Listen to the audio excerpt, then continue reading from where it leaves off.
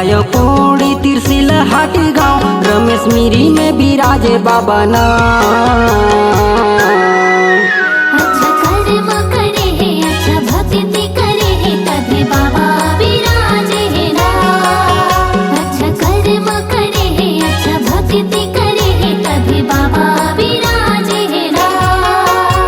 कंवर धायो कोड़ी तिरसिल हाट गाँव कंवर धायो कोड़ी तिरसिल हाट गाँव रमेश मिरी में बिराजे बाबा ना।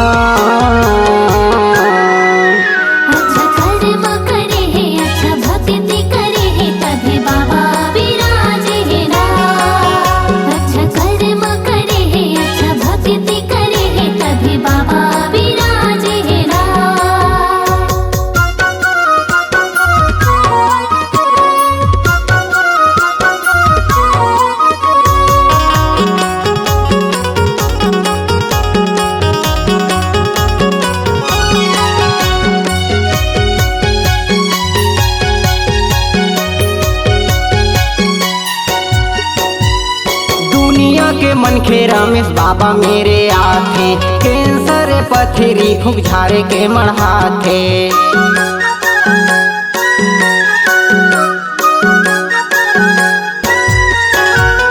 दुनिया के मनखे रमेश बाबा मेरे आथे कैंसर पथरी फूक झारे के मढ़ाथे। कान के भैर कोनो जन्म के कुंदा कान के भैर कोनो जन्म के कुंदा अम्मा पापा बोलवावथे ना।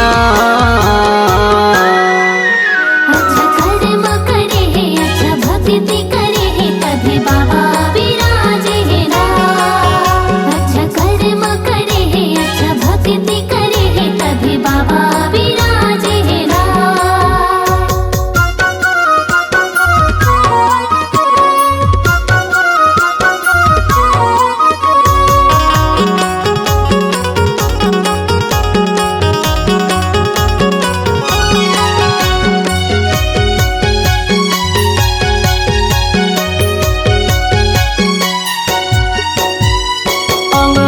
जोड़ा जैते खाम लगड़ाए है गुरु के भक्ति में सत ज्ञान लपाए है।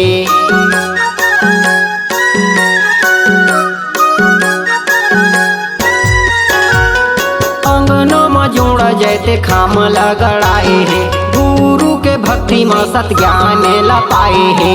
रमेश बाबा जन सेवा पर खड़े है रमेश बाबा जन सेवा पर खड़े है पूरे पर छोला पावत है ना।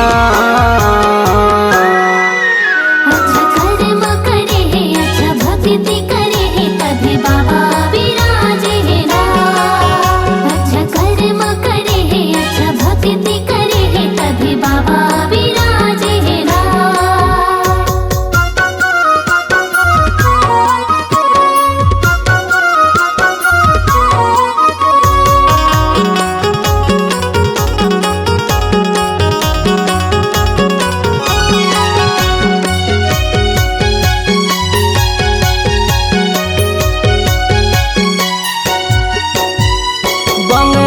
पाने संग नारियल लेवत है मिर्गी पिलियल जड़ से मिटावत है।